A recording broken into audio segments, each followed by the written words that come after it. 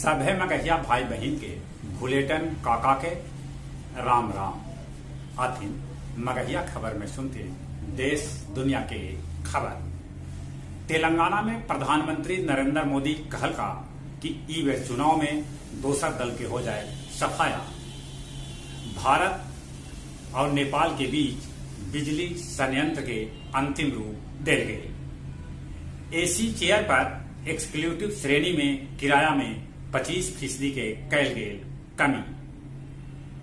गांव में स्थित सस्ता दवाई के दुकान खोलल जाए जे जन औषधि केंद्र के रूप में जानल जाए। मलमास मेला में उपलब्ध रहत ई बेर गंगा जल।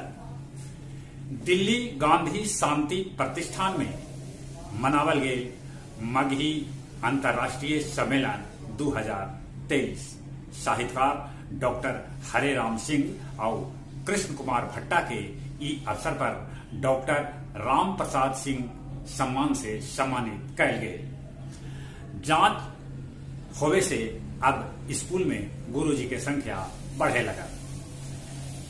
बंगाल पंचायत चुनाव में हुए हिंसा 17 आदमी के है मौत के खबर। यूक्रेन है नाटो के सदस्य बनेला बेकरार।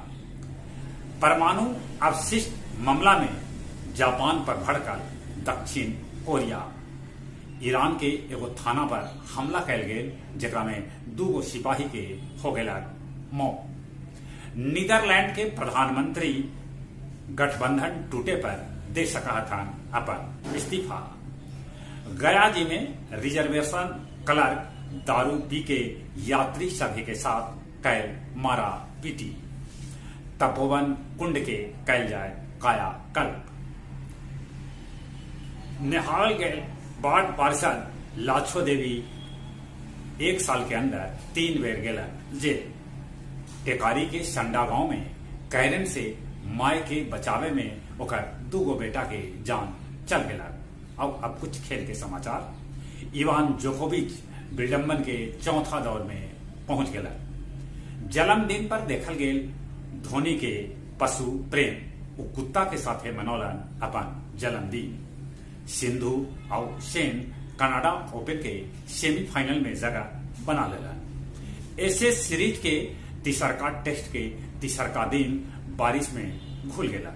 जहां तक मौसम के सवाल है, मौसम विभाग सूचना दिलका है कि उत्तर बिहार में 3 दिन तक हो सका है लगातार बारिश। चले एक बार फिर से अपने सभी के बुलेटिन काका के राम राम।